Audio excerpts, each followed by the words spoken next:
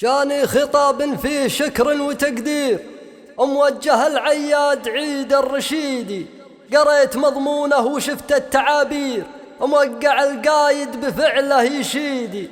جتني هواجيسي ورود ومصادير، ترجمت ما في خاطري في قصيدي. يا لا لا لا لا يا لا لا لا